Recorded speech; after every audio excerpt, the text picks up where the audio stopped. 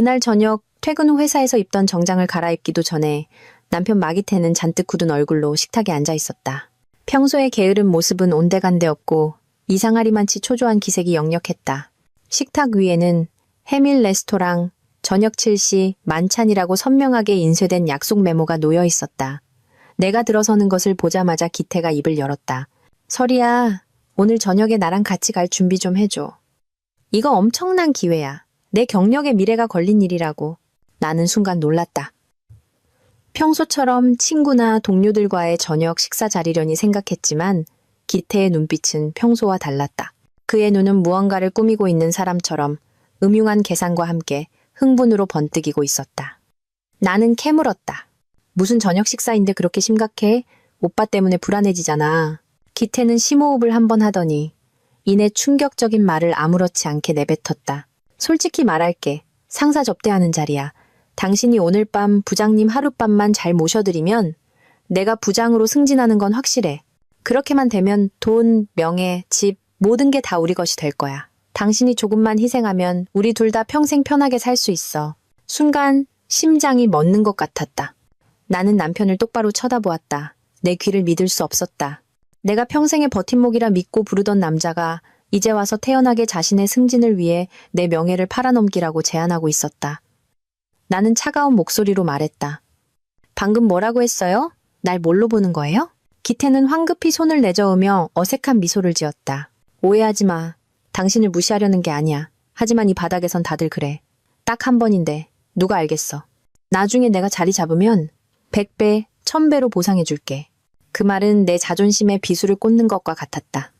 나는 벌떡 일어서며 거의 소리치다시피 했다. 내 명예가 그렇게 싸구려인 줄 알아요? 결혼이 거래인 줄 아냐고. 난 차라리 평생 가난하게 살지언정 당신 승진을 위해 내 몸을 희생하는 짓은 절대 안 해. 작은 주방의 공기는 순식간에 무겁게 가라앉았다. 기태는 미간을 찌푸렸고 애원하던 표정은 이내 토라진 얼굴로 변했다. 그는 나를 책망하기 시작했다. 당신은 항상 그깟 쓸데없는 자존심만 내세우지. 나를 사랑하지도 않고 우리 가족의 미래는 생각도 안 하고 딱 한 번이면 평생이 편해지는데 정말 답답한 여자야. 내가 여전히 침묵하자 기태는 목소리를 바꾸어 분노에 차소리쳤다. 날 도와주지 않을 거면 이혼하자고 해도 원망하지 마. 평생 말단 사원으로 남아서 세상 사람들한테 무시당하며 살 수는 없어. 나에겐 기회가 필요하고 이 기회는 딱 한 번뿐이라고. 나는 그를 쳐다보았다. 그의 눈에 탐욕과 절망이 서려 있는 낯선 남자가 서 있을 뿐이었다. 입술을 피가 나도록 깨물었다. 충격, 고통, 경멸 등 온갖 감정이 뒤섞여 마음이 어지러웠다. 하지만 이내 이성이 고개를 들었다. 이번에 단호하게 끊어내지 않으면 나는 평생 그의 흥정 도구로 여겨질 것이라는 걸 깨달았다. 나는 천천히 하지만 단호한 목소리로 대답했다. 이혼하고 싶으면 해요. 하지만 내 자신을 팔아넘길 거라고는 기대하지 마. 당신을 위해서든 그 누구를 위해서든 그런 치욕적인 짓은 절대 안 할 거니까. 기태는 식탁을 세게 내리쳤고 그 바람에 컵이 깨져 산산조각이 났다. 넌 분명 후회하게 될 거야. 네 친구 남편들은 하나둘씩 승진하는데 나만 제자리 걸음인 걸 보면 견딜 수 있을 것 같아? 넌 평생 가난 속에서 살아야 할 거라고. 나는 더 이상 다투지 않고 조용히 돌아섰다. 이 남자는 이미 야망의 눈이 멀어 이성을 잃었다는 것을 알았다. 하지만 그가 방금 내뱉은 말을 그냥 흘려보낼 수는 없었다. 나는 조용히 주머니에서 휴대폰을 꺼내 처음부터 모든 대화를 녹음하고 있었다. 기태의 고함 소리가 방 안을 울리는 동안 나는 그의 저열함에 대한 증거를 손에 쥐고 있었다. 머릿속에 한 가지 결심이 스쳤다. 그가 감히 나를 상품으로 만들려 한다면 나는 모든 사람 앞에서 그의 가면을 벗겨버릴 것이다. 주방의 불빛이 분노로 일그러진 기태의 얼굴을 비추었다. 등골이 오싹해졌다. 한때 다정하고 소박했던 남편, 이제 그에게 남은 것은 이기심과 계산, 그리고 수단을 가리지 않는 야욕뿐이었다. 나는 깊은 한숨을 내쉬며 다짐했다. 좋아, 누가 정말로 후회하게 될지 어디 한번 해보자. 그날 밤 긴장감 넘치던 저녁 식사 후 침대에 누웠지만 도저히 잠을 이룰 수 없었다. 머릿속에서는 신혼 시절의 기억들이 지금과는 완전히 다른 사람이었던 기태의 모습이 맴돌았다. 그때 그는 월급이 기본 생활비를 겨우 감당할 정도인 평범한 회사원이었다. 하지만 도박이나 술에 빠져 사는 다른 남자들과 달리 성실하고 과묵하며 아낄 줄 아는 그의 모습에 나는 안심했다. 나는 가족을 위할 줄 아는 남편을 두었다고 자랑스러워했다. 그때 기태는 매일 아침 나보다 일찍 일어나 서류를 챙기고 정장을 단정하게 차려입고는 웃으며 말했다. 나 출근할게. 아침 꼭 챙겨 먹어. 그가 지하철역으로 향하는 뒷모습을 보며 나는 그저 이렇게 평온하게 하루 세끼 밥을 먹고 저녁에 함께 모여 지낼 수만 있다면 그것으로 충분하다고 생각했다. 나는 부귀영화를 꿈꿔본 적도 남들처럼 높은 곳에 올라가야 한다는 압박을 준 적도 없었다. 하지만 기태는 달랐다. 부부가 나란히 누워 이야기를 나누던 밤들이 기억났다. 그는 승진해서 부장이 되고 동료들에게 존경받고 싶다는 꿈에 대해 자주 이야기했다. 그때 그의 눈은 열망으로 빛나고 있었다. 나는 그의 어깨를 감싸 안으며 다정하게 격려했다. 오빠, 승진도 좋지만 너무 스트레스 받지는 마. 그냥 우리 형편에 맞게 살면 되지. 가족이 행복한 게 제일 중요하잖아. 나는 오빠가 높은 사람이 되는 것보다 좋은 남편, 좋은 아빠가 되어주면 그걸로 만족해. 기태는 순하게 웃으며 고개를 끄덕였다. 알아. 내가 하는 모든 게 다 우리 가족을 위해서인데. 가족을 위해서라는 말은 그의 입버릇이 되었다. 나를 설득하고 싶을 때마다 그는 그 말을 반복했다. 하지만 시간이 지날수록 우리 부부의 생각에 균열이 생기고 있다는 것을 깨달았다. 처음에는 그저 같은 시기에 입사한 동료가 해외 연수 대상자로 뽑히고 자신은 남겨졌을 때 불평하는 정도였다. 그는 집에 돌아와 저녁 내내 침울하게 앉아있다가 가끔 이렇게 중얼거렸다. 그 자식이 나보다 나은 게 뭐가 있다고. 왜 걔는 뽑히고 나는 안 되는 거야? 나는 여전히 인내심을 갖고 설명했다. 사람마다 잘하는 분야가 다른 거겠지. 이번에 안 됐어도 기회는 또 있을 거야. 중요한 건 자기 맡은 일을 잘하는 거잖아. 하지만 내가 위로할수록 그의 눈에는 불만이 가득 차는 것을 느꼈다. 그때 나는 그저 그가 진취적인 사람이라고만 생각했다. 그 비교의식이 훗날 끝없는 허영심과 탐욕의 씨앗이 될 줄은 꿈에도 몰랐다. 어느 날 기태는 갑자기 고급 과정이나 인맥관리 기술 같은 강좌에 참여하고 싶다고 제안했다. 이름만 들어도 생소했지만 그는 요즘 승진하려면 상사나 파트너를 어떻게 대해야 하는지 배우는 이런 모임에 나가는 게 대세라고 했다. 처음 그 제안을 했을 때가 기억난다. 나는 망설였다. 이런 강좌는 비싸지 않아? 우리 집에 그럴 여유는 없는데.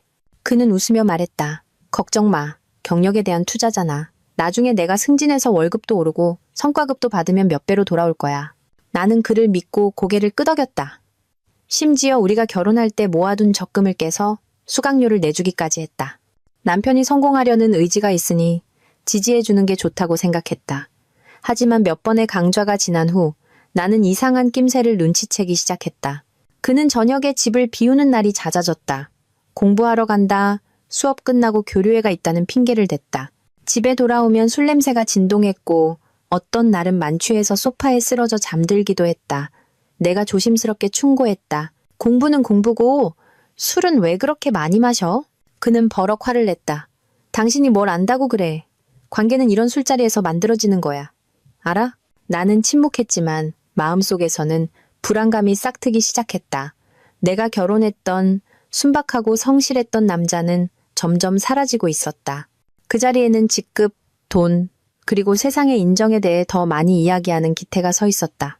내가 분수에 맞게 살자고 조언할 때마다 그는 비웃었다. 당신은 항상 생각이 그렇게 작아. 큰 꿈을 꾸지 않으면 평생 모래알처럼 살게 될 거야. 한 번은 그가 출장에서 돌아와 반짝이는 눈으로 말했다. 그는 만찬 자리에서 부사장님 옆에 앉아 2시간 내내 이야기를 나눴다며 그분이 자신을 눈여겨본 것이 틀림없다고 확신했다. 나는 억지 웃음을 지었다. 마음 한편으로는 안쓰러우면서도 다른 한편으로는 걱정이 되었다. 그는 마치 처음 칭찬받은 어린아이 같았지만 그 흥분이 그를 돌이킬 수 없는 길로 이끌까 두려웠다. 그날 이후 기태는 가족을 위해서라는 말을 더 자주 입에 올렸다. 하지만 나는 그 말 뒤에 숨겨진 것이 더 이상 가정을 위한 희생이 아니라 돈을 빼내고 끝없는 강좌와 술자리에 뛰어들기 위한 변명이라는 것을 깨달았다. 나는 그저 일시적인 방황일 뿐이며 곧 예전의 소박한 남편으로 돌아올 것이라고 스스로를 위로했다. 하지만 나는 몰랐다. 그 미끄러짐이 바로 오늘 그가 자신의 승진을 위해 내게 몸을 팔라고 뻔뻔하게 요구하는 날로 이어지는 길이었다는 것을. 그 후 며칠 동안 우리 집안의 공기는 먹구름이 낀 하늘처럼 무겁게 가라앉았다. 기태는 더 이상 자신의 야망을 숨기려 하지 않았다. 그는 회사에 비어있는 부장 자리에 대해 공공연히 이야기했고 마치 그것이 인생의 유일한 목표인 것처럼 끝없이 떠들어댔다. 식사 중에 그는 젓가락을 내려놓고 휴대폰을 꺼내 동료들과의 단톡방 메시지를 읽었다. 그의 얼굴은 붉게 상기되었고 눈은 번뜩였다. 이것 봐, 설이야. 다들 상사랑 관계만 잘 트면 무조건 그 자리 차지한대. 100년에 한 번 올까 말까 한 황금 같은 기회라고? 나는 화면을 흘깃보았다.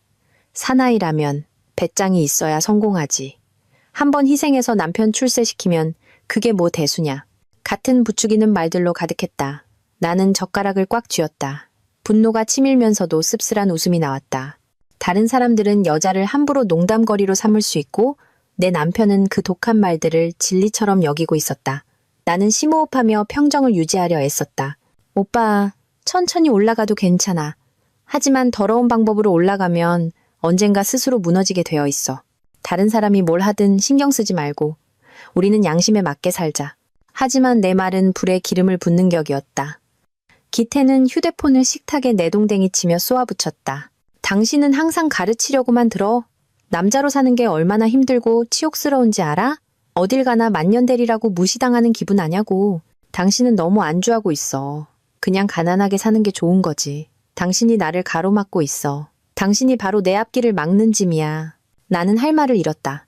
지난 몇 년간 그가 이렇게까지 잔인한 말을 내뱉을 수 있을 거라고는 상상도 못했다. 나는 그저 그가 깨끗하게 살기를 바랐을 뿐인데 그의 눈에 나는 발목을 잡는 사람이 되어 있었다. 그날 이후 기태는 내 직업까지 폄하하기 시작했다. 나는 초등학교 교사였다. 부유하지는 않아도 많은 사람에게 존경받는 직업이었다. 하지만 그는 비웃으며 말했다. 쥐꼬리만 한 월급 받으면서 세상 물정을 뭘 알겠어? 교실에 서서 도덕적인 소리 몇 마디 하고 시간 때우면 끝이잖아. 너무 쉽지. 당신은 직장 남자가 얼마나 허리 굽히고 경쟁해야 하는지 모를 거야. 그 말을 들을 때마다 나는 분하고 서러웠다. 하지만 나는 침묵을 택했다. 반박할수록 그는 더 공격적으로 변할 뿐이었다. 어느 날 저녁, 기태는 동료들이 주최하는 네트워킹 모임에 나를 억지로 데려갔다. 그는 멋지게 정장을 차려입고 자신감 넘치는 표정을 지었다. 도착해서야 나는 그곳이 술자리를 가장한 모임이라는 것을 깨달았다. 담배 연기, 잠부딪히는 소리, 그리고 의미심장한 농담들이 쉴 새 없이 오갔다. 기태는 나를 직속 상사인 탁종필 부장의 테이블로 끌고 갔다. 그리고는 쉴 새 없이 내게 술을 따랐다. 마셔. 마셔야 분위기가 좋아지지. 사람들이 당신을 좋아해야 나도 말이 잘 통한다고. 기태는 이를 악물고 속삭이며 내 어깨를 꽉 눌렀다. 나는 술잔을 옆으로 밀어내며 정중하게 웃었다. 감사합니다만 저는 술을 잘 못합니다. 인사드리러 온 것이지 취하러 온 것은 아닙니다. 테이블의 분위기가 순간 싸늘해졌다. 탁 부장은 눈썹을 치켜 올리며 비꼬는 듯한 미소를 지었다. 마 대리부인은 아직 게임의 룰을 잘 모르는 모양이네. 기태는 황급히 수습에 나섰다. 아닙니다, 부장님. 집사람이 좀 낯을 가려서 그렇지 곧 익숙해질 겁니다. 그러고는 나를 쏘아보며 자기 말에 따르라는 듯한 눈빛을 보냈다. 나는 미소를 잃지 않았지만 속은 부글부글 끓어올랐다. 나는 자리에서 일어나 허리를 숙이며 분명하게 말했다. 여러분, 저는 급한 일이 있어 먼저 일어나겠습니다. 공기가 얼어붙는 듯했다. 몇몇 동료들이 서로 팔꿈치를 툭 치며 속삭였다. 기태의 얼굴은 새빨개졌고 연회장 한가운데서 어쩔 줄 몰라 했다. 그날 밤 그가 체면을 단단히 구겼다는 것을 알았지만 더 이상 신경 쓰지 않았다. 나는 내 마지막 선을 지켜야만 했다. 집에 돌아오자 기태는 컵을 바닥에 내동댕이 쳤고 파편이 사방으로 튀었다. 그는 고함을 질렀다. 당신은 왜 항상 내게 반항하는 거야? 내가 얼마나 창피했는지 알아? 동료들이 나를 뭐라고 생각하겠어? 당신이 내 경력을 망쳐버렸어. 나는 그의 분노가 쏟아지는 것을 가만히 서서 받아냈다. 내 눈에 비친 기태는 더 이상 예전에 다정했던 남편이 아니었다. 그는 탐욕과 체면에 사로잡힌 낯선 괴물과 같았다. 나는 속으로 생각했다. 아마도 그가 아내를 팔아넘기기로 결심한 그날, 그는 이미 자기 자신의 인생을 팔아넘긴 것이리라. 방 안에 조용히 누워 시계의 똑딱거리는 소리를 들으며 나는 기태가 눈에 띄게 변하기 시작했던 초기의 날들을 다시 떠올렸다. 그때는 그저 살면서 겪는 작은 마찰이라고 생각했다. 그 모든 것이 오늘날의 붕괴를 예고하는 신호였다는 것을 미처 몰랐다. 한 번은 회사에서 기태가 신이 나서 자랑한 적이 있었다. 상사에게서 눈치가 빠르고 기회를 잘 잡는다는 칭찬을 들었다고 했다. 평소에 꽤 소심했던 그였기에 나는 놀랐다.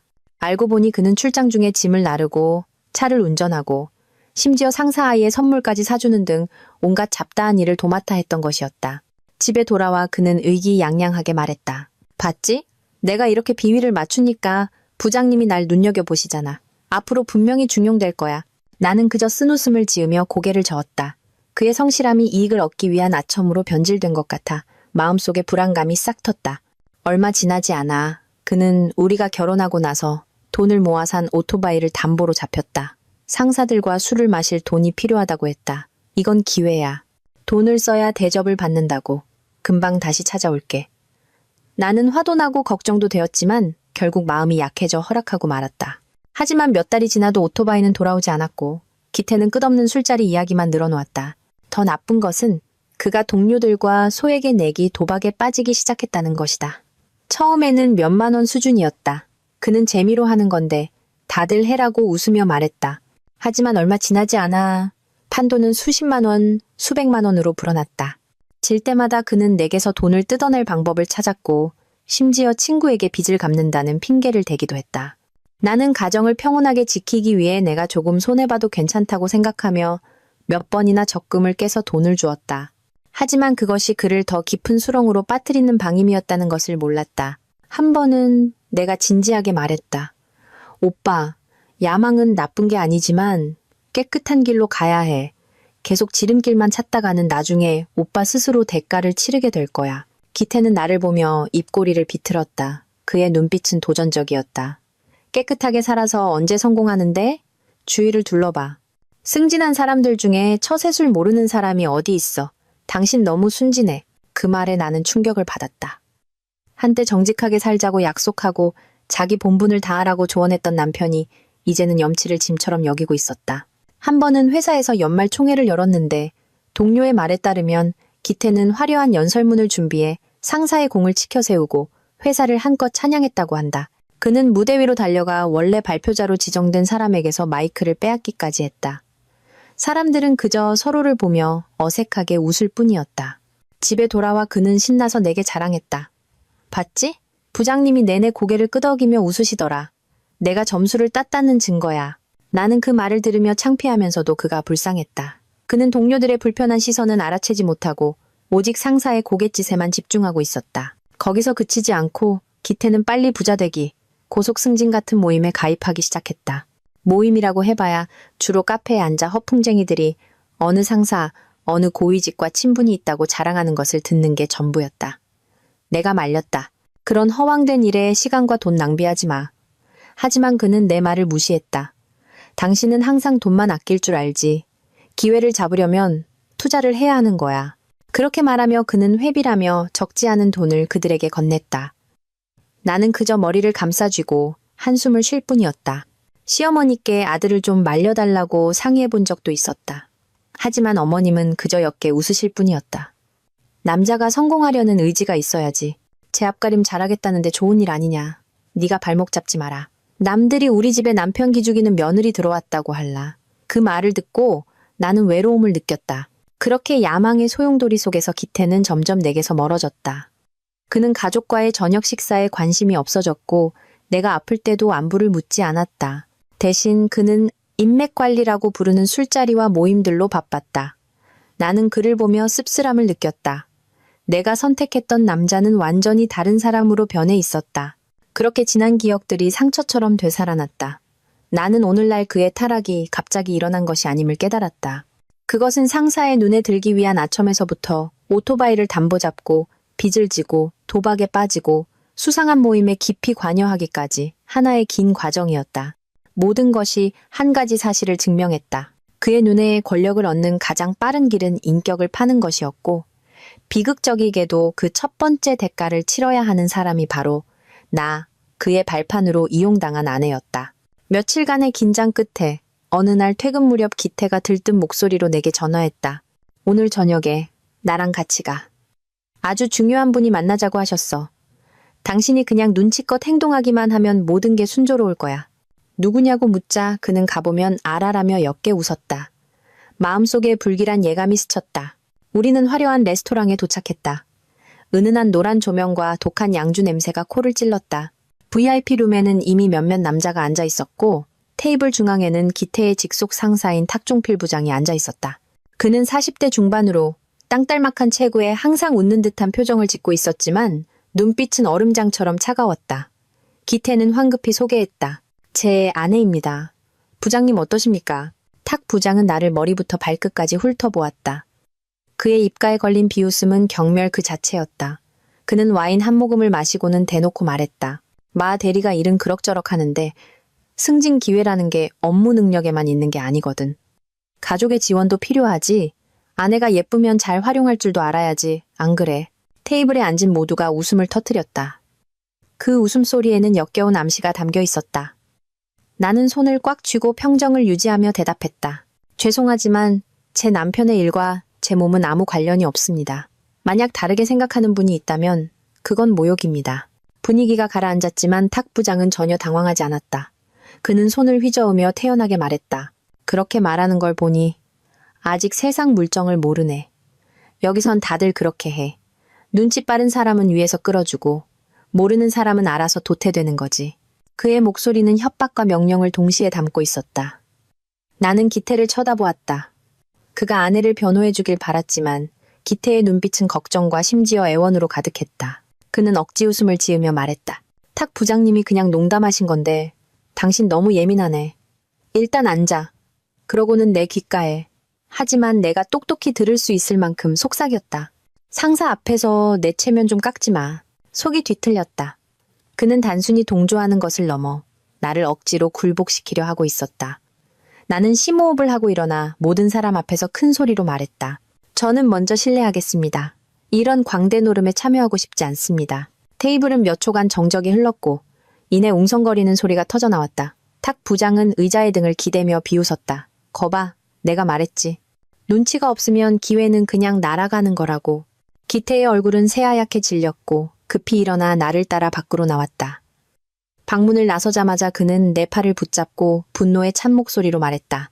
지금 뭐 하는 짓이야? 내가 얼마나 망신당했는지 알아? 당신이 내 경력을 박살냈다고. 나는 그의 손을 뿌리치며 쏘아붙였다. 만약 당신의 경력이 내 치욕 위에 세워져야 한다면 그건 지킬 가치도 없어. 기태는 잠시 멈칫했지만 이내 이를 갈며 불타는 눈으로 말했다. 오늘 밤 일을 반드시 후회하게 될 거야. 나는 뒤도 돌아보지 않고 자리를 떴다. 내 마음속에서 상처는 이미 다른 감정, 즉 경멸로 변해 있었다. 그날 밤 집에 돌아와 휴대폰을 다시 확인했다. 다행히도 방에 들어가기 전부터 나는 녹음 모드를 켜두었다. 탁 부장의 저속한 제안부터 기태의 소름 끼치는 침묵까지 모든 대화가 선명하게 기록되어 있었다. 기태가 친구들과 황금 같은 기회, 아내가 눈치만 있으면 된다고 나눈 카카오톡 메시지들도 모두 저장해 두었다. 방 안에 홀로 앉아 녹음된 내용을 다시 들으며 나는 떨리는 손으로 눈물을 닦았다. 나를 보호해야 할 남편이 나를 흥정의 대상으로 만들었다는 사실 때문에 고통스러웠다. 하지만 동시에 내 안에서 어떤 힘이 솟아나는 것을 느꼈다. 나는 다짐했다. 아니, 이번에는 더 이상 침묵하지 않겠어. 그들은 내가 약하다고 생각하겠지만 나의 침묵이 바로 그들이 고개조차 들 수 없게 만들 증거가 될 것이다. 탁 부장과의 대화를 녹음한 파일을 다시 들으며 나는 과거 기태가 저질렀던 잘못들을 떠올렸다. 그것은 갑작스러운 추락이 아니라 그가 스스로 선택해 걸어간 잘못된 길이었다. 한 번은 기태가 서울 시내의 한 대형 호텔에서 열리는 최고위 인맥 관리 과정이 있다며 흥분해서 자랑한 적이 있었다. 그는 그곳이 고속 승진을 원하는 사람들이 모이는 곳이라며 참여하기만 하면 황금 같은 인맥을 쌓을 수 있다고 말했다. 말은 그럴듯했지만 수강료는 수백만 원에 달했다. 나는 즉시 고개를 저었다. 우리 형편에 그런 여유 없어. 좀 현실적으로 생각해. 하지만 기태는 내 말을 일축했다. 당신은 항상 그렇게 소심하게 생각하니까 평생 고개를 못 드는 거야. 이건 소비가 아니라 투자라고. 나를 설득하지 못하자 기태는 몰래 사채를 썼다. 처음에는 몇백만 원이었지만 이자가 눈덩이처럼 불어나 순식간에 빚은 2배가 되었다. 사채업자들은 여러 번 전화를 걸었고 심지어 집 문 앞까지 찾아왔다. 사실을 알았을 때 나는 경악했고 그는 고개를 숙인 채 더듬거렸다. 그냥 기회를 잡고 싶었을 뿐이야. 거기서 그치지 않고 기태는 내 명의로 은행에서 소비자 대출을 받으려고까지 했다. 당신은 서명만 하면 돼. 모든 책임은 내가 질게. 나는 단호하게 거절했다. 안 돼. 당신의 무책임함을 덮어주기 위해 내 신용을 담보로 잡을 수는 없어. 상환 계획도 없이 돈을 빌리는 건 더 깊은 구덩이를 파는 것뿐이야. 기태는 분노하며 서류를 바닥에 내던지고는 이틀 동안 집을 나갔다. 돌아왔을 때 그는 옷이 흐트러지고 술 냄새를 풍기며 아무 말 없이 침대에 쓰러졌다. 한 번은 회사에서 상사에게 점수를 따기 위해 기태가 성과 보고서를 조작한 적이 있었다. 사실 그 데이터는 한 젊은 동료가 꼼꼼하게 만든 것이었지만 기태는 이름을 바꾸어 자신의 공으로 만들었다. 이 사실이 발각되자 그는 잘못을 인정하기는커녕 모든 책임을 그 동료에게 떠넘겼다. 그 친구가 파일을 잘못 보냈길래 제가 수정한 겁니다. 한동안 회사 전체가 이 일로 시끄러웠다. 모두가 진실을 알았지만 불이익을 당할까 두려워 아무도 입을 열지 못했다. 나는 같은 회사에 다니는 친한 친구에게서 이 이야기를 전해 듣고 대신 부끄러움을 느꼈다. 절정은 어느 날 사채업자들이 대낮에 집까지 찾아와 문을 시끄럽게 두드렸을 때였다. 이웃들이 몰려 나와 수군거렸다. 나는 그들이 소리치는 것을 들으며 얼어붙었다. 빚졌으면 갚아야지. 언제까지 핑계만 댈 거야. 마기태 씨가 숨으면 부인이 대신 갚아야지. 나는 황급히 그들을 집 안으로 들여 조용히 시키기 위해 모아둔 적금을 전부 꺼내주어야 했다. 그때 시어머니가 함께 계셨지만 아들을 꾸짖기는커녕 내게 조용히 말씀하셨다. 집안일은 이웃들이 알게 하지 마라. 망신스럽다. 나는 그 말을 듣고 눈물이 터져 나왔다. 그들이 가장 두려워하는 것은 기태가 수렁에 빠지는 것이 아니라 외부 사람들에게 체면을 잃는 것이었다. 또 한 번은 그가 사업하는 친구들과 약속이 있다며 나갔다. 돌아왔을 때 그의 주머니에는 내 한 달 교사 월급과 맞먹는 금액의 고급 양주 영수증이 가득했다. 내가 묻자 기태는 쏘아붙였다. 당신이 뭘 알아? 이게 바로 이미지 메이킹이야.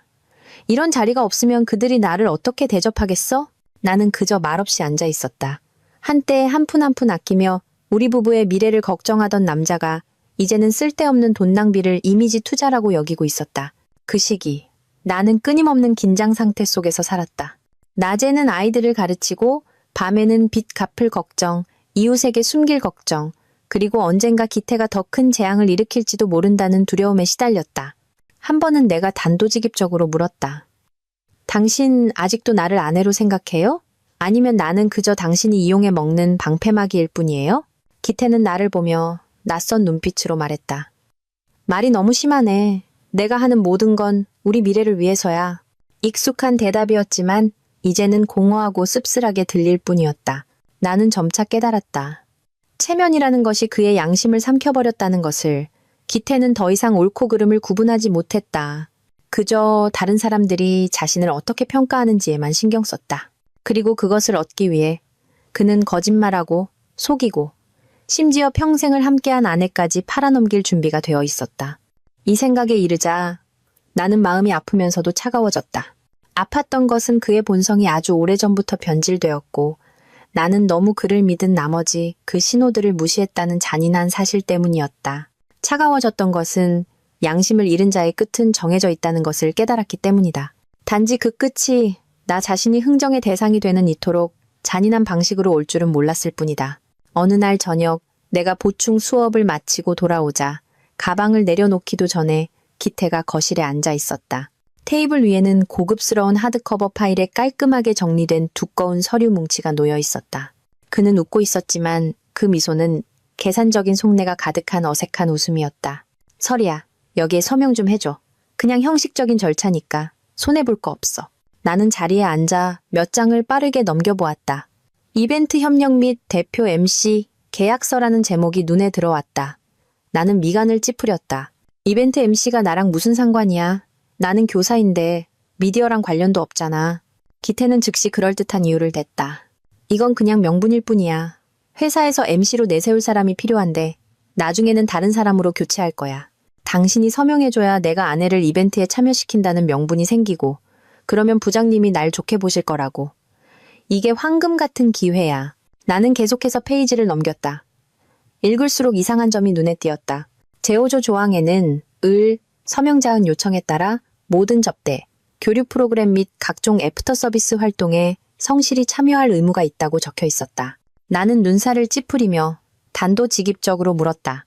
애프터 서비스가 뭔데? 왜 명확하게 적혀 있지 않아?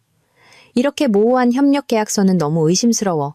기태는 갑자기 짜증을 내며 참을성 없는 목소리로 말했다. 그렇게 꼬치꼬치 캐묻지 마. 그냥 전문 용어일 뿐이야. 그냥 서명해. 별거 아니라고. 이번 한 번만 도와주면 나중에 내가 승진해서 우리 가족 모두가 편해져. 나는 펜을 테이블에 내려놓고 한숨을 쉬었다. 이 조항들이 나를 모욕하는 거라고 생각 안 해? 나는 서명 안 해.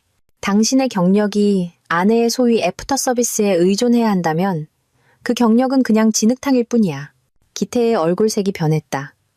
조급함으로 붉어졌던 얼굴이 분노로 파랗게 질렸다. 그는 계약서를 세게 내리쳤고 종이들이 사방으로 흩날렸다. 내 말 들어. 내가 너 때문에 참고 산 지 오래됐어. 평생 나한테 해준 게 뭐가 있다고? 이제 와서 작은 부탁 하나 하는데 그것도 거절해? 나는 침착하게 휴대폰을 꺼내 녹음 모드를 켜고 테이블 위에 올려두었다. 계약서 한 장을 집어들고 모호한 조항 하나하나를 큰 소리로 읽었다. 일부러 애프터 서비스라는 단어를 강조했다. 내 목소리는 차분하게 울려 퍼졌고 한 글자 한 글자가 종이 뒤에 숨겨진 더러운 진실을 파고드는 칼날 같았다. 기태는 순간 움찔하며 눈동자를 굴렸다. 그는 더듬거렸다. 너 너무 과장하지 마. 그냥 단어일 뿐이야. 그런 뜻이 아니라고. 하지만 내가 여전히 흔들림 없는 눈으로 그를 바라보자 기태는 다시 거친 숨을 내쉬며 공격적인 태도를 취했다. 서명해. 안 하면 후회할 줄 알아. 나는 옅게 웃었다. 당신이 강요할수록 당신이 더 이상 나를 아내로 생각하지 않는다는 것만 증명될 뿐이야. 나를 당신의 야망을 위한 장기말로 만들 생각은 꿈도 꾸지 마. 기태는 일어나 방 안을 서성거렸다. 잠시 후 그는 멈춰서서 펜을 테이블에 던졌다. 좋아. 서명 안 하면 그만둬. 하지만 이미 약속은 잡혔어. 내일 저녁 8시에 대표 이사님을 뵐 거야. 이번에는 빠져나갈 생각하지 마. 당신은 그냥 거기 앉아서 즐겁게 대화만 하면 돼. 나머지는 내가 알아서 할 테니까. 대표 이사님, 모든 것의 배후에 있는 사람. 그 말을 듣는 순간 등골이 오싹해졌다. 기태는 내가 그를 만나기만 하면 원하는 것을 얻을 수 있을 것이라 확신하고 있었다. 하지만 그는 몰랐다. 바로 그 순간부터 내게는 다른 계획이 있었다는 것을. 나는 순순히 고개를 끄덕였다. 알았어. 내일 갈게. 하지만 무슨 일이 생겨도 나 원망하지 마. 기태는 내가 그렇게 쉽게 동의하자 놀란 눈으로 나를 쳐다보았다. 그는 의기양양하게 웃으며 휘파람까지 불었다. 그래야 내 아내답지. 두고 봐. 이번 한 번만 잘 넘기면 당신은 평생 호강하며 살게 될 거야. 나는 등을 돌려 방으로 들어가 문을 닫았다. 심장이 격렬하게 뛰었다. 두려움과 분노가 뒤섞였다. 나는 내일의 만남이 평범한 자리가 아니라 기태가 나를 밀어넣으려는 마지막 함정이라는 것을 잘 알았다.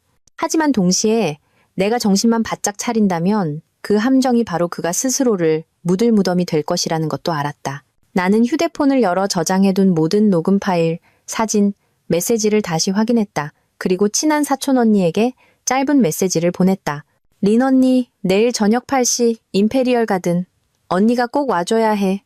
우리 가족 중 누구도 린 언니가 사실 그 그룹의 대주주라는 것을 몰랐고 내일의 만남이 모든 것을 뒤바꿀 전환점이 될 것이라고는 아무도 상상하지 못했다.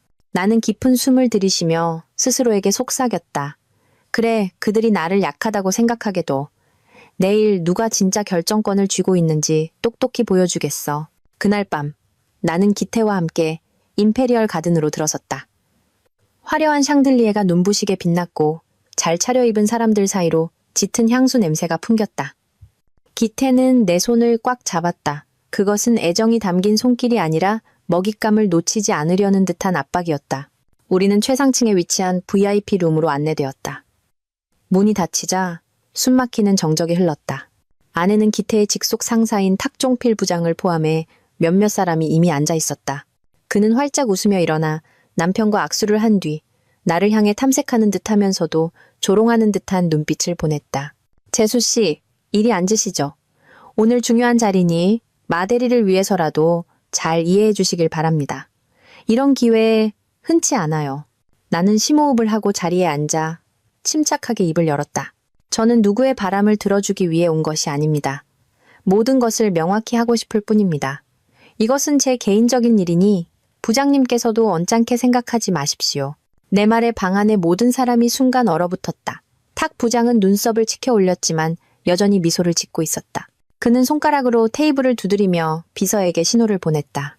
비서는 즉시 서류철 하나를 꺼내 테이블 중앙에 놓았다. 기태는 그것을 흘깃 보고는 얼굴색이 변했다. 내가 익명으로 보냈던 녹취록과 증거 자료들을 요약한 서류였다. 공기는 활시위처럼 팽팽해졌다. 탁 부장이 헛기침을 하며 무언가 말하려던 순간 뒤쪽 문이 예고 없이 열렸다. 모두가 뒤를 돌아보았다. 단호한 발걸음 소리가 울려 퍼졌다. 들어온 사람은 40대 중반의 여성으로 키가 크고 세련된 검은색 정장을 입고 있었다. 그녀의 얼굴이 조명 아래 드러났을 때 내 심장이 멎는 듯했다. 권린, 나의 사촌 언니였다. 몇 년간 연락이 끊겼던 바로 그 언니. 방 안의 모든 사람이 벌떡 일어나 허리를 숙였다. 대표이사님 오셨습니까? 나는 눈을 동그랗게 뜨고 얼어붙었다. 린 언니가 바로 이 그룹의 대표이사였다니.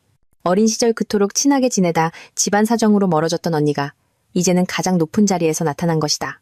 내가 정신을 차리기도 전에 기태는 얼굴이 새하얗게 질려 벌떡 일어나 더듬거렸다. 대표이사님. 린 언니는 방 안을 한번 훑어보았다. 그녀의 시선은 내게 잠시 머물렀다가 기태에게로 옮겨갔다. 그녀는 아무 말 없이 모두에게 앉으라는 손짓을 했다. 그녀의 목소리는 낮고 차가웠다. 이야기는 충분히 들었습니다. 오늘 제 눈으로 직접 확인하고 싶었을 뿐입니다. 기태는 공황 상태에 빠져 황급히 앞으로 나아가 거의 땅에 닿을 듯이 허리를 숙였다. 대표이사님, 제발 용서해 주십시오. 모든 것이 오해입니다. 제 아내가 철이 없어서 그런 것이니 제발 너그러이 봐주십시오. 그는 내게 다가와 내 손을 아플 정도로 꽉 쥐었다. 말해, 어서 사과하라고. 더 이상 나를 힘들게 하지 마. 나는 그의 손을 뿌리치며 단호한 눈빛으로 말했다. 저는 용서를 구하러 온 게 아니에요. 제 명예를 지키러 왔을 뿐입니다. 린 언니는 가볍게 고개를 끄덕였다. 그녀의 눈빛이 잠시 부드러워졌다가 이내 기태를 향해 칼날처럼 날카로운 목소리로 말했다. 마기태 씨, 이 회사가 여자를 거래하며 세워진 곳이라고 생각합니까?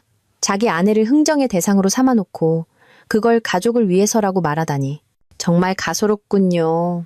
기태는 바닥에 무릎을 꿇고 주저앉았다. 그의 목소리가 떨렸다. 제가 잠시 미쳤었습니다. 그저 체면 때문에 아내와 아이를 편하게 해주고 싶어서 그랬습니다. 제발 한 번만 기회를 주십시오. 탁 부장은 핏기 하나 없는 얼굴로 억지 웃음을 지었다.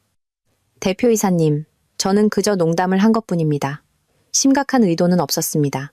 린 언니는 팔짱을 끼고 경멸 어린 눈으로 두 사람을 바라보았다. 농담? 녹음 파일을 다 들었습니다. 이런 식의 농담을 하는데 누가 이 회사에서 안심하고 일할 수 있겠습니까? 아내를 팔아넘기는 남자, 이런 더러운 문화를 방치하는 리더. 두 사람 모두 이 자리에 있을 자격이 없습니다. 방 안에서는 누구도 감히 숨을 크게 쉬지 못했다. 나는 조용히 앉아 있었다.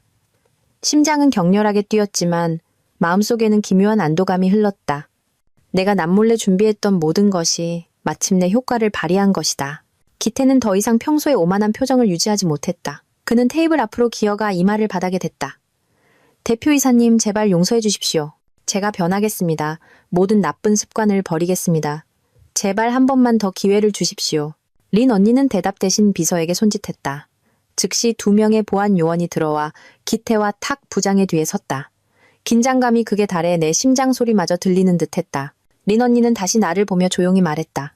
설이야, 이제 더 이상 두려워할 필요 없어. 앞으로는 누구도 네게 치욕적인 일을 강요할 수 없을 거야. 그 순간 나는 오랫동안 나와 언니 사이에 존재했던 보이지 않는 벽이 허물어지기 시작했음을 깨달았다. 대표이사 자리에 앉아 침착하면서도 위험 있는 눈빛을 하고 있는 린 언니를 보았을 때 어린 시절의 기억이 갑자기 밀려왔다. 지난 세월 동안 그토록 친했던 사촌 언니가 왜 작별 인사도 없이 내 인생에서 갑자기 사라졌는지 나는 항상 마음 한구석에 의문을 품고 있었다. 그 시절 내 아버지와 린 언니의 아버지는 친형제처럼 사이가 좋았다. 두 분은 함께 돈을 모아 도시 외곽에 물류창고를 열었다.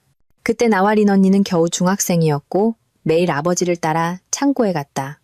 우리는 산더미처럼 쌓인 화물들 사이를 뛰어다니며 숨바꼭질을 했다. 우리의 웃음소리는 넓은 마당을 가득 채웠다. 내게 린 언니는 사촌 이상의 존재였다. 똑똑하고 강인해서 늘 존경했던 친언니 같았다. 그러던 어느 날 밤 비극이 닥쳤다. 창고에 갑자기 큰 불이 났고 붉은 불길은 모든 화물과 서류를 집어삼켰다. 두 집안은 순식간에 무너졌다. 아버지와 언니의 아버지는 몇 주 동안 경찰 조사를 받아야 했다. 재무 자료를 제출하라는 요구를 받았지만 대부분의 서류는 타버리고 작은 장부 몇 건만 남아 아무것도 증명할 수 없었다. 그때 탐욕스럽고 교활했던 창고의 옛 격리 담당자 허 씨가 나타나 내 아버지가 자본금을 횡령했고 화재는 단순 사고라고 거짓 증언을 했다. 확실한 증거는 없었지만 그의 말은 의심의 불씨를 키웠다.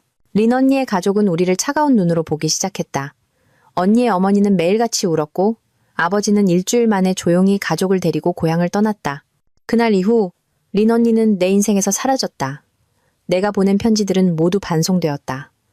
나는 언니를 떠나보내던 그 아침을 아직도 기억한다. 차 안에 앉아있던 언니는 무언가 말하고 싶은 듯 망설이다가 이내 고개를 돌렸다. 차가 움직이기 시작했을 때 나는 뒤따라가며 소리쳤다. 언니! 우리 아빠가 그랬을 리 없어. 하지만 엔진 소리가 내 목소리를 삼켜버렸다. 그 후 몇 년 동안 내 마음에는 깊은 상처가 남았다.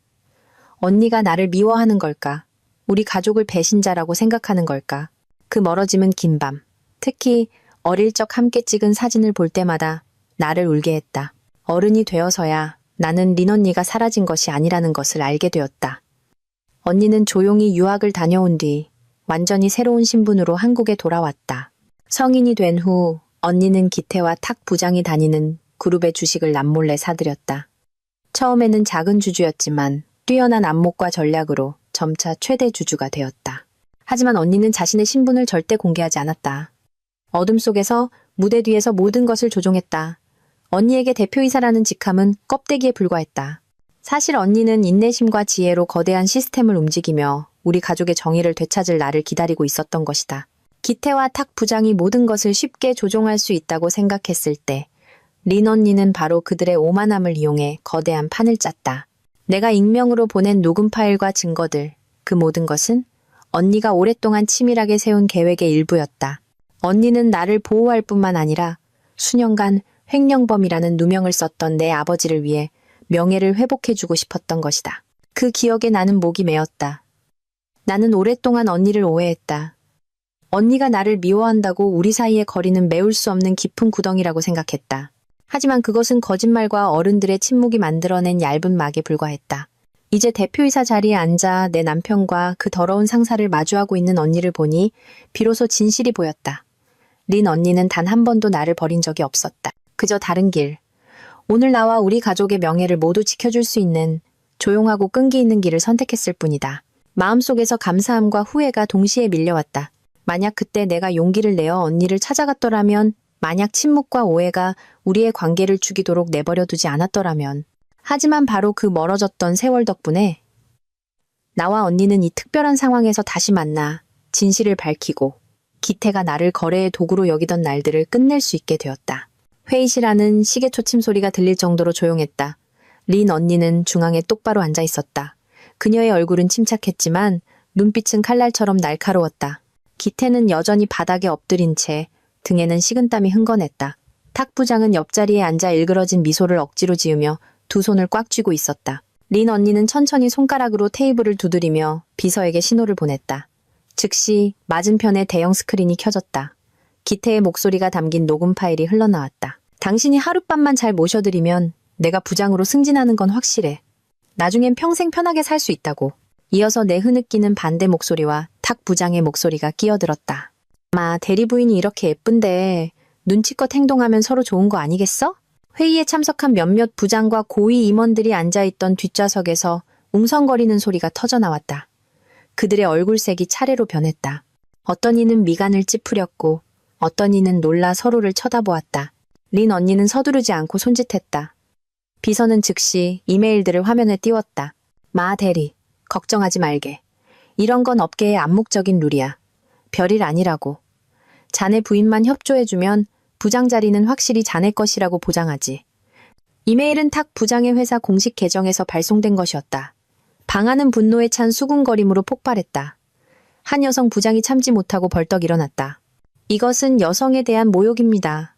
이런 문화가 존재한다면 회사를 인신매매 시장으로 만드는 것과 뭐가 다릅니까? 탁 부장은 얼굴이 파랗게 질려 더듬거렸다. 이건 누군가 조작한 겁니다. 제가 쓴 게 아닙니다.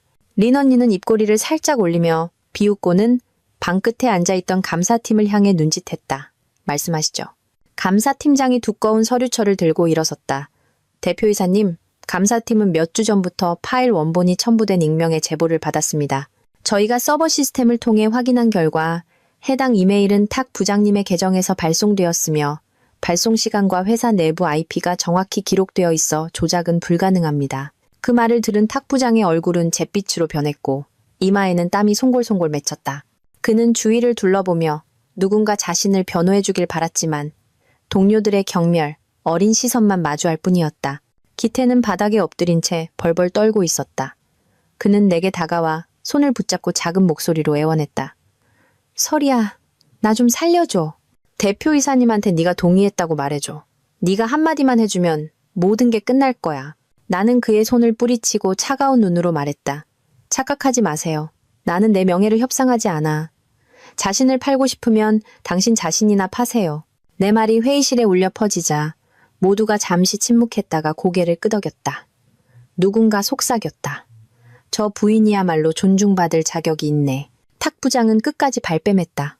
대표이사님, 저는 그냥 장난으로 한 말입니다. 사실 심각한 일은 아무것도 없었습니다. 린 언니는 대답 대신 가볍게 손가락을 튕겼다.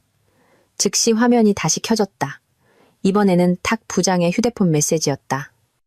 봉투는 잘 받았네. 걱정하지 말고 약속했던 대로 후속 조치나 잘 준비하게.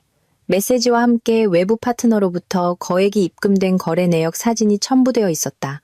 웅성거리는 소리가 파도처럼 일었고 끝자리에 앉아있던 한 부사장이 테이블을 세게 내리쳤다. 이건 명백한 뇌물수수 증거입니다. 더 이상 변명할 여지가 없습니다. 린 언니는 고개를 끄덕이고는 맨 위 대형 스크린으로 시선을 돌렸다. 화상회의 연결이 즉시 이루어지며 해외에서 회사를 총괄하던 서 회장님의 얼굴이 나타났다. 그의 목소리는 낮고 차분했지만 엄격했다. 처음부터 모두 지켜봤습니다. 이 행위는 단순히 도덕을 어긴 것이 아니라 우리 그룹의 행동 강령을 심각하게 위반한 것입니다. 탁종필 부장과 마기태 대리를 즉시 직위 해제하고 징계위원회의 최종 결정을 기다리도록 하겠습니다. 의사봉이 내리쳐지는 듯한 소리와 함께 모든 것이 공식적으로 결정되었다. 탁 부장은 의자에 주저앉았고 얼굴은 잿빛이 되었다. 기태는 바닥에 쓰러져 눈물을 흘리며 애원했지만 아무도 신경 쓰지 않았다. 나는 허리를 꼿꼿이 세우고 앉았다. 온몸에 가벼운 안도감이 퍼졌다. 오랫동안 묵혀왔던 억울함과 치욕이 모두 씻겨나가는 기분이었다. 나는 린 언니를 향해 고개를 돌렸다. 우리의 시선이 마주쳤다. 언니는 가볍게 고개를 끄덕이며 네가 옳았어 라고 말하는 듯 희미하게 미소 지었다. 방 안에서는 더 이상 아무도 이의를 제기하지 않았다. 진실은 완전히 드러나 빛 아래에 선명하게 펼쳐졌다. 그리고 바로 그 순간 나는 내 인생의 전환점이 공식적으로 시작되었음을 알았다. 서 회장님이 직위 해제를 결정한 직후 회의실의 공기는 가라앉았지만 긴장감은 여전했다. 기태는 비틀거리며 일어섰다. 그의 얼굴은 종이처럼 하얗게 질려 있었다. 보안 요원들이 다가와 그의 휴대폰, 출입증, 그리고 회사 노트북을 그 자리에서 반납하라고 요구했다. 나는 그의 손이 덜덜 떨리는 것을 보았다. 한때 그토록 자랑스럽게 가슴에 달고 다니던 사원증을 풀 때 그의 손가락은 힘을 잃은 듯했다. 제가 잠시 실수한 겁니다. 대표이사님, 제발 한 번만 기회를... 기태는 애원했지만 린 언니는 차갑게 손을 내저었다. 당신은 더 이상 말할 자격이 없습니다. 탁 부장은 머리를 감싸쥔 채 땀을 뻘뻘 흘렸지만 진짜 충격은 아직 끝나지 않았다. 회의실 문이 벌컥 열리고 고급스럽게 차려입은 한 여성이 들어섰다. 그녀의 뒤에는 서류 가방을 든 변호사가 따랐다. 나는 즉시 그녀가 탁 부장의 아내 윤하경 씨라는 것을 알아보았다. 그녀는 다른 사람은 쳐다보지도 않고 남편에게 직진해 두꺼운 사진 뭉치와 서류를 테이블 위에 내려놓았다. 사진에는 탁 부장이 젊은 여자와 다정하게 팔짱을 끼고 있는 모습과 호텔 영수증이 상세히 찍혀 있었다. 그녀의 목소리는 얼음처럼 차가웠다. 이건 당신의 외도 증거예요. 감히 가족의 명예를 웃음거리로 만들고 다른 여자까지 당신의 경력을 위한 희생양으로 삼으려 해? 오늘부로 이혼 소송을 제기할 거고 제 변호사가 당신과 이야기할 겁니다. 탁 부장은 그 자리에 얼어붙었고 얼굴에서는 핏기가 완전히 사라졌다. 회의실은 술렁거렸고 경멸의 시선이 그에게 쏟아졌다.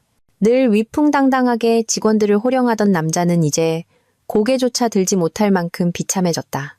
이 비정상적인 회의에 대한 소식은 회사 내부에 순식간에 퍼졌다. 단 하루 만에 회사 복도는 웅성거리는 소리로 가득 찼다. 알고 보니 부장 자리가 거래 대상이었다니. 마대리가 성실한 줄 알았더니 저렇게 비열한 인간이었구나. 탁 부장 그렇게 잘 나가더니 꼴 좋다. 저녁이 되자 소문은 회사 밖으로 새어나가 이웃들에게까지 전해졌다. 내가 집에 돌아왔을 때 동네 사람들이 수군거리는 소리가 들렸다.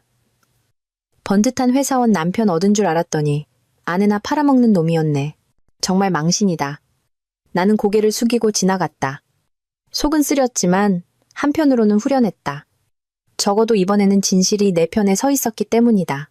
기태는 자정이 다 되어서야 집에 돌아왔다. 정신 나간 사람처럼 넋이 나간 얼굴에 술 때문에 눈은 빨갛게 충혈되어 있었다. 그는 문을 세게 걷어차며 소리쳤다. 네가 내 인생을 망쳤어. 네가 내 말을 들었더라면, 딱 한 번만 숙였더라면 내가 모든 걸 가질 수 있었어. 이제 다 끝났다고. 나는 침묵했다. 그저 차가운 눈으로 그를 바라볼 뿐이었다. 내 마음속에서 한때 뜨거웠던 사랑은 이미 싸늘하게 식어 있었다. 그는 의자에 주저앉아 울부짖으며 한탄과 원망을 쏟아냈다. 나는 그냥 우리 가족이 잘 살기를 바랐을 뿐인데 일이 이렇게 될 줄은 몰랐어. 나는 천천히 대답했다. 아니요. 당신은 오직 당신 자신의 체면만을 원했을 뿐이에요. 가족은 단 한 번도 당신의 최우선 순위가 아니었어요. 그 말을 들은 기태는 반박하려다 입을 다물었다. 아마도 마음 깊은 곳에서는 내 말이 맞다는 것을 알고 있었을 것이다. 다음 날 법무팀은 기태와 탁 부장의 직위 해제를 공식 통보했다. 그들의 모든 시스템 접근 권한과 내부 계정은 차단되었다. 기태가 그토록 꿈꾸던 부장 자리는 이제 깨진 꿈이 되었다. 탁 부장은 아내와의 이혼 소송에 휘말려 재산이 절반으로 나뉠 위기에 처했다. 린 언니가 오후에 나를 찾아왔다. 우리는 조용한 사무실에 앉았다. 해질녘에 햇살이 창문으로 들어왔다. 언니는 나를 보며 온화한 목소리로 말했다. 설이야, 이제 안전해. 앞으로는 아무도 널 건드리지 못할 거야. 나머지는 법무팀이 처리할 테니 더 이상 아무것도 짊어질 필요 없어. 나는 언니의 눈을 보았다. 가슴을 짓누르던 무거운 돌덩이가 사라지는 기분이었다. 지난 몇 년간 나는 남편의 은밀한 경멸 속에서 그의 경력을 가로막는다는 비난 속에서 살아왔다. 이제 모든 것이 명확해졌다. 비열했던 것은 바로 그였고 이 가정을 파괴한 것도 바로 그였다. 그날 밤 나는 침대에 길게 누웠다. 결혼은 산산조각 났지만 그보다 더 큰 평온함이 찾아왔다. 나는 중요한 이정표를 지났다는 것을 알았다. 이제부터 나는 더 이상 참고 사는 아내가 아니라 자신의 존엄을 지키기 위해 일어선 여성이었다. 직위 해제 처분을 받은 며칠 후 기태는 마치 다른 사람이 된 듯했다. 그는 더 이상 소리치거나 남 탓을 하지 않고 주말 오후에 예고 없이 친정집에 나타나 마당 한가운데에 무릎을 꿇었다. 부모님은 너무 놀라 아무 반응도 하지 못했다. 기태는 흐느꼈다. 아버님, 어머님 용서해 주십시오. 제가 잘못했습니다. 이제부터 나쁜 친구들도 다 끊고 술도 끊고 허영심도 버리겠습니다. 처음부터 다시 시작하겠습니다. 설이에게 한 번만 기회를 달라고 말씀해 주세요. 어머니는 그 모습을 보고 마음이 약해져 눈물을 글썽였다. 어머니는 나를 돌아보며 말했다. 설이야, 그래도 부부인데 저렇게 잘못을 뉘우치고 있잖니. 한 번만 용서해 주자. 아버지는 침묵한 채 깊은 한숨만 내쉬었다. 그 눈빛에는 의심이 가득했다. 나는 그가 무릎 꿇고 있는 모습을 보았지만 마음은 조금도 흔들리지 않았다. 나는 그의 공허한 약속에 너무나 익숙해져 있었다. 그뿐만이 아니었다. 그날 저녁 기태는 SNS에 장문의 글을 올렸다. 저는 어리석은 죄인입니다. 이기심으로 가장 사랑하는 사람에게 상처를 주었습니다. 모든 분들께 제게 잘못을 바로잡을 기회를 주시길 간절히 부탁드립니다. 앞으로 더 착실하게 살겠습니다. 그 글 아래에는 수십 개의 공유와 동정 어린 댓글이 달렸다. 이제 그만 용서해 주세요. 누구나 실수는 하잖아요. 어떤 사람은 내게 따로 메시지를 보내기도 했다. 남편이 저렇게 뉘우치는데 너무 몰아붙이지 마세요. 하지만 나는 그것이 모두 거칠애라는 것을 알았다. 증거는 내가 짐을 챙기러 잠시 집에 들렀을 때 우연히 본 그의 휴대폰 화면에 있었다. 그는 친구들과의 비밀 단톡방에서 필사적으로 메시지를 보내고 있었다. 야, 어디 사람 뽑는 회사 없어? 다른 문을 찾아봐야겠어. 이번 일은 그냥 재수가 없었던 거야. 이제는 좀 돌아가야지. 그놈들한테 질 수는 없잖아. 나는 쓴웃음을 삼켰다. 바로 어제 무릎 꿇고 사죄하던 사람이 오늘은 다른 길을 모색하고 있었다. 그의 마음속에서 나는 아내도 동반자도 아니었다. 그저 뉘우치는 남자라는 연극을 위한 도구일 뿐이었다. 절정은 어느 날 저녁이었다. 기태가 갑자기 집으로 찾아와 커다란 장미 꽃다발을 내 앞에 내려놓았다. 그는 내 맞은편에 앉아 간절한 목소리로 말했다. 네가 제보한 거 알아. 제발 그걸 철회해줘. 회사에 네가 오해했던 거라고 말해줘. 그렇게만 해주면 나 다시 돌아갈 기회가 생겨. 정말 착실하게 살게. 다시는 너 고생시키지 않을게. 나는 고개를 들어 그의 눈을 똑바로 쳐다보며 천천히 대답했다. 착각하지 마세요. 나는 이제 당신이 나한테 착하게 사는 건 필요 없어. 당신 자신의 인격에나 충실하세요. 하지만 당신은 단 한 번도 그걸 해낸 적이 없잖아요. 기태는 말을 잇지 못했고 얼굴색이 변했다. 그는 일어서서 주먹을 꽉 쥐었다가 힘없이 풀었다. 문이 그의 등 뒤로 닫혔고 집안에는 차가운 공허함만 남았다. 그날 밤 린 언니에게서 메시지를 받았다. 그들이 스스로를 드러내게도 서두를 필요 없어. 계속 연기하다 보면 진실은 저절로 드러날 테니까. 나는 그 메시지를 몇 번이고 다시 읽었다. 마음이 가벼워졌다. 그래, 나는 아무것도 할 필요가 없었다. 시간이 기태의 진짜 얼굴을 비추는 가장 선명한 거울이 될 것이다. 그 후 며칠 동안 그는 계속해서 연극을 이어갔다. 시장에 가서 어머니의 짐을 들어드리기도 하고 친정집에 들러 전구를 갈거나 수도꼭지를 고치기도 했다. 그 모습을 본 사람들은 모두 칭찬했다. 기태가 정말 잘못을 뉘우쳤나 보네. 하지만 나는 알았다. 그 모든 것이 신뢰를 되찾고 옛날의 길로 돌아갈 기회를 만들기 위한 연기라는 것을. 한 번은 그가 현관 밖에서 통화하는 것을 우연히 들었다. 걱정 마. 내 아내 마음만 약해져서 제보 철회하면 끝나. 그때까진 좀 얌전히 지내는 척해야지. 나는 조용히 서서 그가 연극을 계속하도록 내버려 두었다. 하지만 마음속으로 다시 한번 확신했다. 이 남자는 내 마음속에서 영원히 자리를 잃었다는 것을. 기태의 거짓된 뉘우침 이후 나는 더 이상 흔들리지 않았다. 시간과 진실이 모든 것을 드러내도록 침묵을 택했다. 그리고 기회는 생각보다 빨리 찾아왔다. 월요일 아침 회사의 모든 임직원은 법무팀으로부터 긴급 이메일을 받았다. 몇 페이지에 달하는 공지문에서 법무팀은 조사를 통해 탁종필 부장과 마기태 대리의 심각한 도덕적 위반 행위에 대한 충분한 증거를 확보했다고 밝혔다. 내용은 명확했다. 탁종필 부장과 마기태 대리와의 근로계약을 해지하며 특별 징계를 부과할 것을 제안함. 그룹은 어떠한 형태의 괴롭힘, 거래, 비도덕적 행위도 용납하지 않을 것임을 명백히 함. 곧이어 그룹윤리위원회는 직장 내 괴롭힘 및 거래 방지를 위한 새로운 행동 강령을 발표했다. 가장 낮은 직급의 직원부터 최고 경영진까지 모두가 이행 서약서에 서명해야 했다. 이 조치는 내부 여론을 들끓게 했다. 그동안 억울함을 겪었던 많은 여직원들은 마치 힘을 얻은 듯했다. 그들은 서로 속삭였다. 드디어 우리를 보호해주는 사람이 생겼어. 이제 더 이상 굽신거리지 않아도 돼. 린 언니는 대표이사 자격으로 발표회에 직접 참석했다. 그녀는 단호하게 선언했다. 이 그룹은 육체로 직위를 거래하지 않습니다. 우리는 모든 직원의 투명성과 존엄성을 보호할 것을 약속합니다. 이를 무시하는 자는 반드시 대가를 치르게 될 것입니다. 그 말은 널리 인용되었고 그룹 전체의 도덕적 브랜드를 확립하는 선언이 되었다. 한편 탁 부장과 암암리의 손을 잡았던 파트너사들은 즉시 조사를 받았다. 한 대형 건설사는 탁 부장에게 뇌물을 제공한 정황이 포착되자마자 진행 중이던 프로젝트 계약이 취소되었다. 기태와 함께 술을 마시며 부추겼던 사람들은 모두 발을 뺐고 아무도 더 이상 엮이려 하지 않았다. 탁 부장과 기태가 광명이라 믿었던 인맥의 길은 이제 막다른 골목이 되었다. 다음 타격은 탁 부장의 가정에서 왔다. 오랫동안 참고 살았던 그의 아내는 마침내 이혼 소송을 제기했다. 외도와 뇌물 수수 증거를 모두 첨부해서 그녀의 변호사는 자녀들의 권익을 보호하기 위해 이 사실을 언론에 공개했다. 탁 부장이 수년간 모은 재산은 대부분 아내와 자녀들에게 넘어갔다. 강남의 큰 집도 그들의 차지가 되었다. 위풍당당하던 그는 이제 집과 직위, 모든 것을 잃고 사회의 비난을 받는 신세가 되었다. 기태의 상황도 나을 것이 없었다. 해고된 후 그는 이력서를 들고 사방을 돌아다녔지만 업계 내부의 블랙리스트는 이미 모든 주요 기업에 공유된 후였다. 어딜 가나 그의 이름을 듣기만 하면 고개를 저었고 어떤 곳의 인사 담당자는 솔직하게 말했다. 죄송합니다.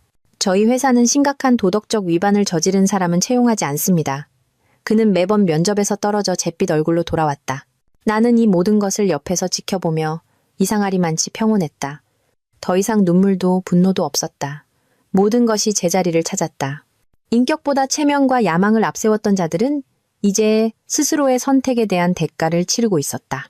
어느 늦은 저녁, 오랜 고민 끝에 나는 린 언니의 옛 전화번호를 찾아냈다. 짧은 메시지를 입력하는 내 손가락이 떨렸다. 언니 보고 싶어. 1분도 채 되지 않아 화면에 답장이 떴다. 나도 이날을 기다렸어. 내 동생, 넌 누구보다 강했어. 나는 울음을 터뜨렸다. 하지만 그것은 안도의 눈물이었다. 오랜 세월의 단절, 오해와 침묵의 벽을 넘어 마침내 나와 언니는 끊어진 듯했던 인연의 끈을 다시 이었다. 새로운 다리가 놓였다. 단순히 가족의 정을 위해서만이 아니라 다른 미래를 위해서. 그 미래에는 더 이상 기태의 그림자가 없을 것이라는 것을 나는 알았다. 해고되고 업계 블랙리스트에 오른 후에도 기태는 현실을 받아들이지 못했다. 그는 낡은 이력서를 들고 대기업부터 작은 중소기업까지 모든 곳에 문을 두드렸다. 하지만 결과는 매번 같았다.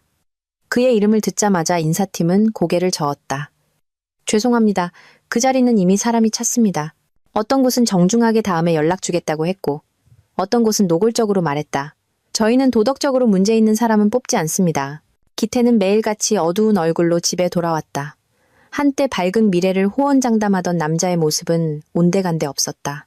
심지어 함께 한탕을 꿈꾸던 친구들도 하나둘씩 사라졌다. 시끄럽던 단톡방에는 이제 그 혼자 몇 마디를 썼다. 지우기만 했고 오우님이 나갔습니다 라는 알림만 계속 떴다. 일자리를 구하지 못하자 기태는 가족에게 매달리기 시작했다. 어느 날 오후 시어머니가 피곤한 얼굴로 나를 찾아왔다. 얘야, 왜 그렇게 모질게 구니? 남자들 다 한 번쯤 실수할 수 있는 거 아니냐. 걔는 이제 모든 걸 잃었어. 한 번만 용서해 주렴. 혹시라도 걔가 나쁜 마음이라도 먹으면 어떡하니? 나는 침착하게 윤리위원회의 서명이 모두 담긴 징계 의결서를 어머님 앞에 놓았다. 내 목소리는 평온했지만 단호했다. 어머님, 저는 누구를 궁지로 몰아넣은 적이 없어요. 그 사람은 스스로 그 길을 선택했어요. 아내를 흥정의 대상으로 삼는 남편은 이미 스스로를 묻은 거나 다름없어요. 시어머니는 조용히 고개를 숙이고 아무 말도 하지 못했다. 그날 밤 기태는 또다시 친정집으로 찾아왔다. 그는 현관에 주저앉아 술 냄새를 풍기며 커다란 장미 꽃다발을 끌어안고 있었다. 그는 취한 목소리로 말했다. 내가 잘못했어. 처음부터 다시 시작하게 해줘. 나쁜 습관 다 버리고 좋은 남편이 될게. 너만 돌아오면 돼. 우리 다시 시작하자. 나는 그의 눈을 똑바로 보며 천천히 물었다. 다시는 아내의 명예를 흥정 대상으로 삼지 않고 평생 정직하게 살겠다고 맹세할 수 있어요? 기태는 침묵했다. 그의 시선은 흔들렸고 입술만 달싹일 뿐 아무 말도 하지 못했다. 알겠네요. 당신은 맹세할 수 없군요. 마음 깊은 곳에서는 여전히 잃어버린 그 허울 좋은 체면을 아쉬워하고 있으니까. 다음 날 나는 이혼 서류에 서명했다. 눈물도 떨림도 없었다. 오랫동안 나를 짓누르던 무거운 돌덩이를 내려놓은 듯한 가벼움만이 느껴졌다. 서명을 마쳤을 때 나는 비로소 남편의 경력이라는 족쇄에서 완전히 벗어났음을 깨달았다. 이혼 소식은 동네에 금방 퍼졌고 사람들은 수군거렸다. 승진하려고 아내를 팔아먹는 남자는 버림받아도 싸지. 저 아가씨 정말 강단 있네. 제때 빠져나와서 다행이지. 안 그랬으면 평생 고생했을 거야. 나는 그 말을 듣고 기쁘지도 원망스럽지도 않았다. 그것은 그저 사회가 스스로 잘못된 자를 심판하는 거울일 뿐 내가 더 이상 할 말은 없었다. 이혼 서류를 제출한 날 나는 린 언니가 있는 그룹 본사 근처에 작은 오피스텔로 이사했다.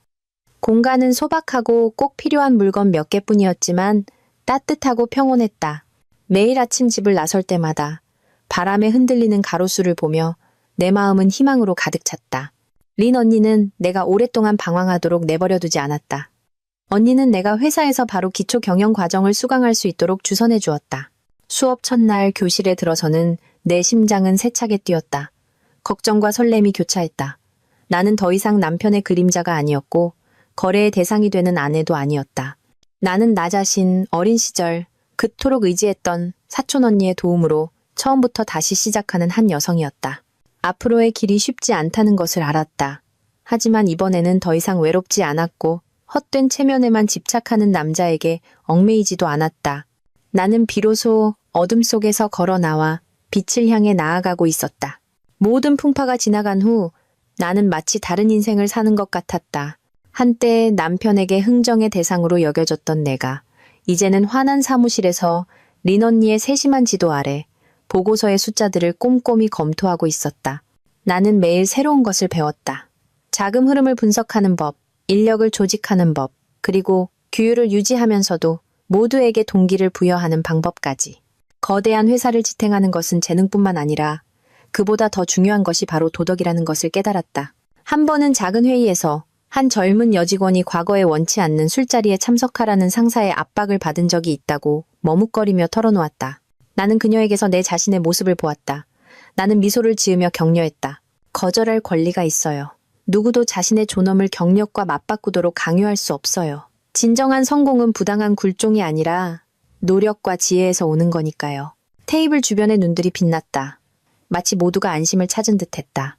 린 언니는 조용히 나를 지켜보다가 회의가 끝난 후 조용히 말했다. 봤지? 네가 용기 내어 말했을 때 다른 많은 사람들도 용기를 되찾았어. 그게 바로 진짜 힘이야. 나는 고개를 끄덕였다. 마음이 평온해졌다. 지난 세월 나는 침묵이 행복을 지키는 방법이라고 강요당하며 살아왔다. 하지만 이제 나는 알았다. 불의 앞에서의 침묵은 악이 자라날 기회를 줄 뿐이라는 것을. 돌이켜보면 나는 더 이상 기태를 원망하지 않았다.